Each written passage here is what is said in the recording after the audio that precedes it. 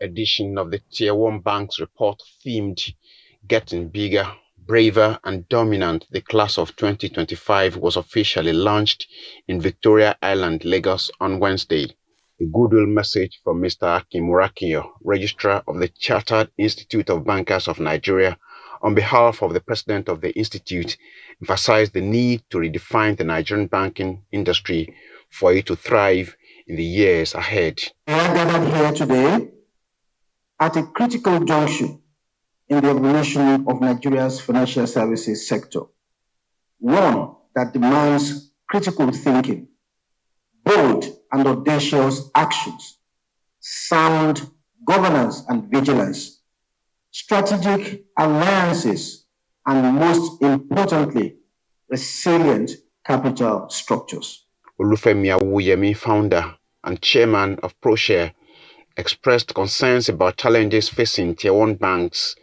He predicted major takeovers from fintechs and suggested introducing collateralized mortgage obligations to ensure Tier 1 banks contribute significantly to the economy. This report, therefore, expresses our concerns about institutional comparisons as banks migrate to holding company structures with regulatory ambiguities.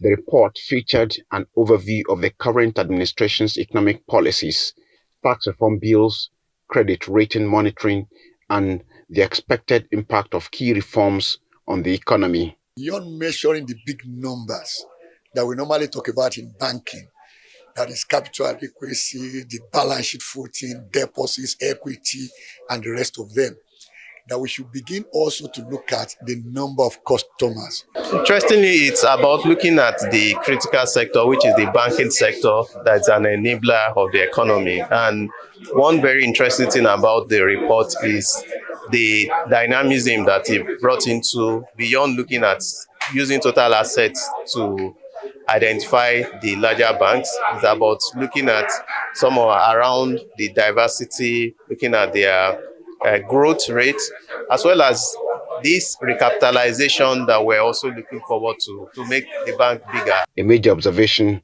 from the report is that recapitalization will be a game changer for the Nigerian economy, as it is sure to empower banks to drive more growth and development.